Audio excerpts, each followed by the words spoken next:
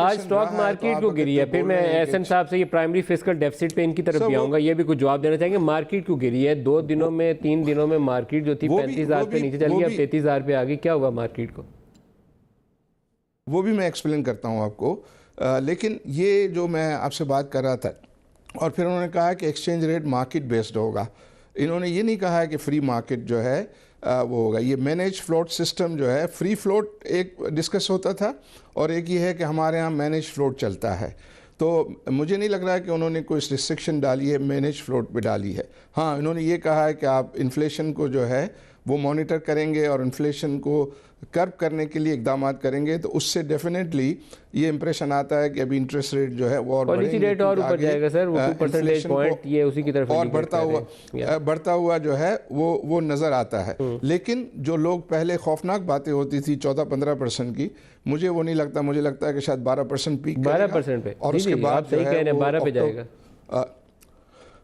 12 पे जो है वो पीक करेगा। मार्केट क्यों गिरी थी? मार्केट बता दें, फिर मैं एहसन साहब से पूछूंगा। 12% तबाह है, इट इज नॉट सेटिस्फाइंग, ये तबाही वाला है 12%। लेकिन मार्केट क्यों गिरी? जी मार्केट जो है वो देखिए ओपन हुई तो 500 पॉइंट जो है वो बढ़ी थी, और वो मेनली लोगों ने एनालिसिस किया कि जो IMF का प्रोग्राम नंबर 1 हो गया, और IMF के प्रोग्राम होने से आपको इंटरनेशनल मार्केट जो है वो का एक्सेस अवेलेबल हो जाएगा। अभी हमारे पास इंटरनेशनल मार्केट का एक्सेस नहीं है, हम रीपेमेंट किए जा रहे हैं, लेकिन मार्केट हमें इंटरनेशनल मार्केट अवेलेबल नहीं है। तो मुझे लग रहा है कि वो अब अवेलेबल हो जाएगी तो आपके ऊपर से प्रेशर जो है, एक ऑप्शन आपको खुल जाएगा।